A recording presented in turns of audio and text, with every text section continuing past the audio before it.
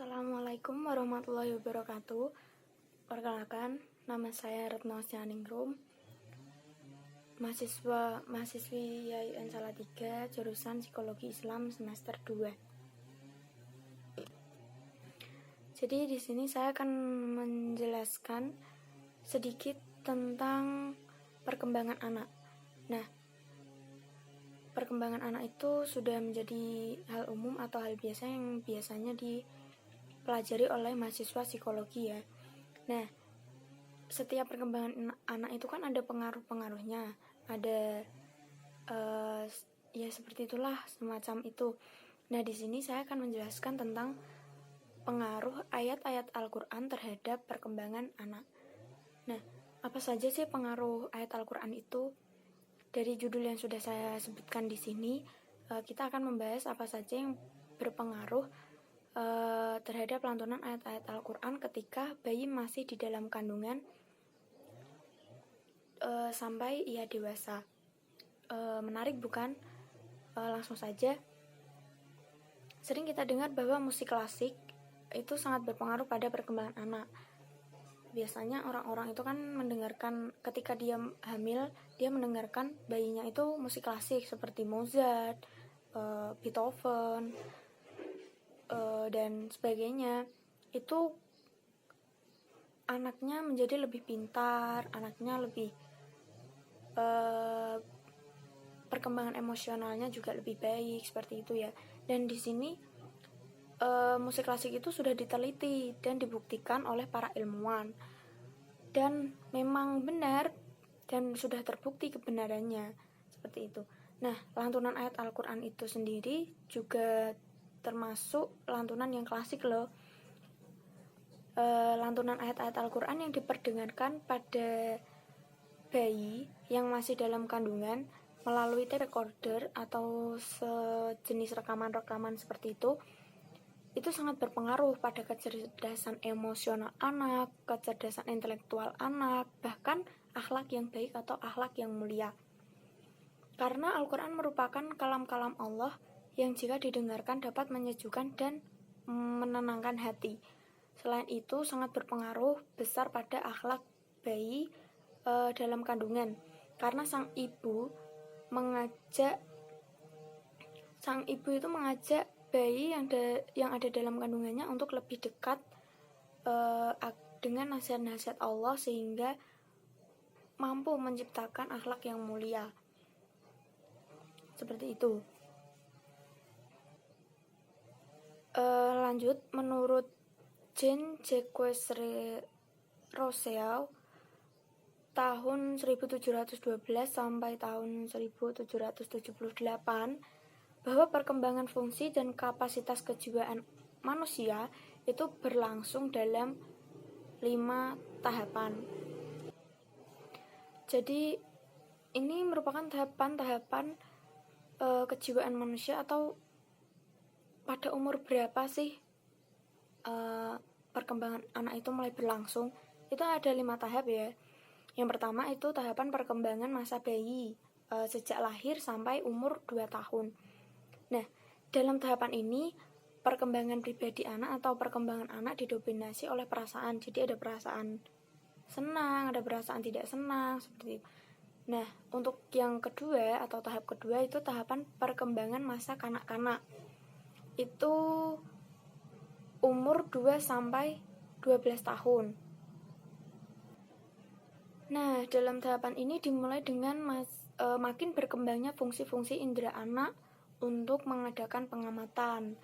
Jadi dia mulai kepo, dia mulai ingin tahu apa ini apa, itu apa, seperti itu. Nah, yang ketiga itu ada tahap perkembangan pre-adolescent. Itu dimulai dari anak umur 12 sampai 15 tahun. Nah, dalam tahapan ini fungsi penalaran intelektual anak itu lebih dominan.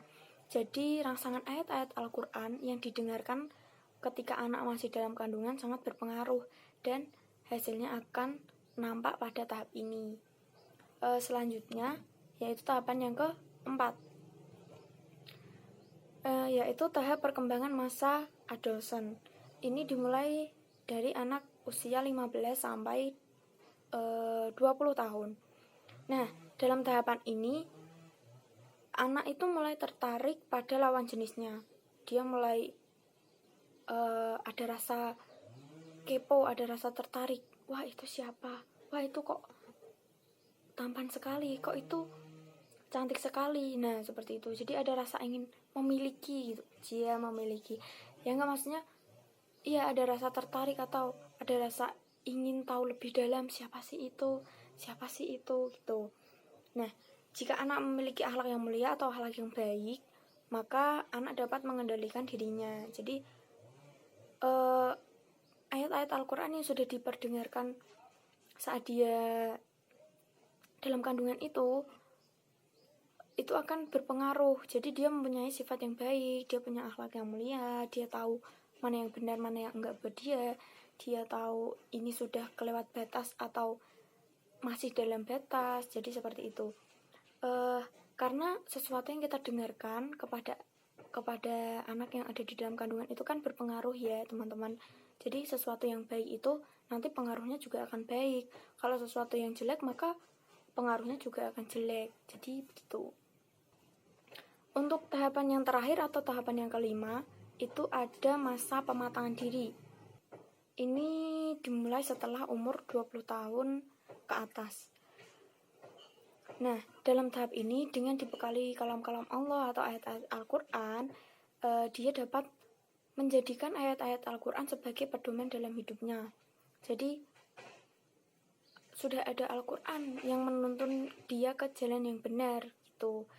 Dia tahu mana yang baik buat dia tahu mana yang enggak baik buat dia. Jadi dia akan berjalan seperti yang dikehendakinya, dan itu jalan yang baik, jalan yang lurus gitu. Nah, jadi itu teman-teman pengaruh ayat atau lantunan ayat-ayat Al-Quran terhadap perkembangan anak. Jadi di sini bukan hanya, tapi ingat ya, di sini bukan hanya lantunan ayat Al-Quran saja yang berpengaruh, tetapi juga ada dampingan atau ajaran dari orang tua itu sendiri. Jadi bukan hanya didengarkan lantunan ayat-ayat Al-Quran saja, tapi orang tua juga harus selalu mendidik dan mengajarkan anak kepada hal yang baik gitu. Jadi kita sebagai orang muslim atau orang Islam tidak salah kan untuk mendengarkan lantunan ayat Al-Quran anak sejak dia masih dalam kandungan. Boleh diselingi dengan musik klasik seperti itu, tapi kita juga harus ada ayat Al-Qurannya supaya menuntun anak kita menjadi lebih baik atau memiliki akhlak yang mulia. Mungkin itu sedikit penjelasan dari saya tentang pengaruh lantunan ayat-ayat Al-Quran terhadap perkembangan anak. Kurang lebihnya mohon maaf apabila ada salah-salah kata juga. Ini tidak disengaja ya. Sekian dari saya, Ratna Stianingrum, mahasiswi jurusan Psikologi Islam Fakultas Dakwah Institut Agama Islam Negeri Salatiga semester 2. Kurang lebihnya mohon maaf. Terima kasih. Sekian dari saya. Wassalamualaikum warahmatullahi wabarakatuh.